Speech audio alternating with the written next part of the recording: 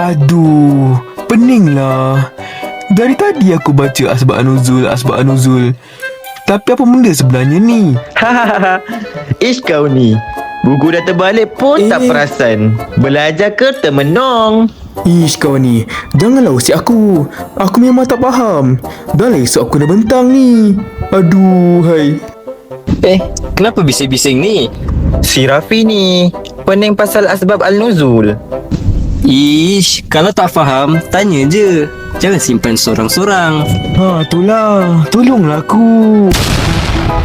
Asbab al-nuzul ialah sebab atau peristiwa yang menyebabkan sesuatu ayat Al-Quran diturunkan. Maksudnya, ada ayat yang turun sebab berlaku sesuatu? Betul? Ada ayat yang diturunkan kerana berlaku sesuatu peristiwa atau kerana para sahabat bertanya kepada Rasulullah sallallahu alaihi wasallam. Macam kita tengok cerita, kalau tak tahu apa yang berlaku pada awal cerita, mesti kita tak faham kenapa watak tu marah atau sedih. Kalau kita tengok episod akhir terus, memang blur. Jadi, apa faedah kita tahu asbab nuzul ni? Faedah pertama ialah membantu kita memahami maksud sebenar ayat Al-Quran dengan lebih tepat. Macam mana pula tu? Contohnya, ayat yang melarang orang beriman menghampiri solat ketika mabuk. Bila kita tahu sebab ayat itu diturunkan, kita faham bahawa mengharaman arak berlaku secara berperingkat sehingga akhirnya diharamkan sepenuhnya. Sebab itu, mengetahui asbab al-nuzul membantu kita memahami tujuan sebenar sesuatu ayat. Sekarang baru masuk akal. Faedah kedua pula ialah mengelakkan kita daripada salah mentafsir ayat Al-Quran. Contohnya? Contohnya, ayat mengenai Safa dan Marwah. Pada mulanya, ada sahabat yang berasa ragu-ragu untuk melakukan sa'i kerana tempat itu pernah digunakan oleh orang musyrikin. Kemudian Allah Subhanahu Wa Taala menurunkan ayat yang menjelaskan bahawa sa'i antara Safa dan Marwah ialah syiar Allah. Jadi keraguan mereka pun hilang. Kalau tak tahu pasal kisah tu, mesti boleh salah faham.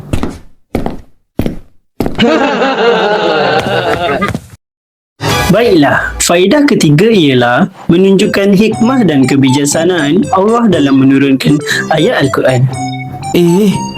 Hikmah macam mana? Allah menurunkan ayat sebagai jawapan kepada persoalan atau masalah yang dihadapi umat Islam ketika itu. Ini membuktikan bahawa setiap ayat mempunyai tujuan dan pengajaran. Maksudnya bukan turun tanpa sebab lah kan? Iya, tepat sekali. Ada lagi ke faedah lain? Mestilah ada. Mengetahui asbab al-nuzul membantu para ulama mentafsir ayat Al-Quran serta mengeluarkan hukum dengan tepat. Sebab mereka mengetahui latar belakang sesuatu ayat sebelum membuat sesuatu hukum. Barulah tak tafsir ikut suka hati. Jangan cakap macam tu. Sebutlah tidak mentafsir mengikut pendapat sendiri. Yelah Ustaz. Alhamdulillah, sekarang aku dah faham. Baiklah, cuba ulang apa yang kita belajar. Pertama, asbab an-nuzul membantu kita memahami maksud ayat dengan lebih tepat. Yang kedua, mengelakkan salah tafsir terhadap ayat Al-Quran. Ketiga, mengetahui hikmah di sebalik penurunan ayat. Dan keempat, membantu ulama mentafsir ayat serta mengeluarkan hukum dengan tepat. Terima kasih semua. Rupa-rupanya, bila kita tahu asbab an-nuzul ni, kita bukan sahaja memahami ayat Quran dengan lebih baik, malah dapat menghayati pengajarannya dalam kehidupan.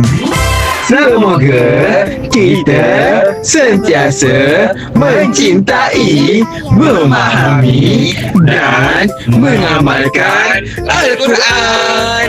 Terima kasih. Bye.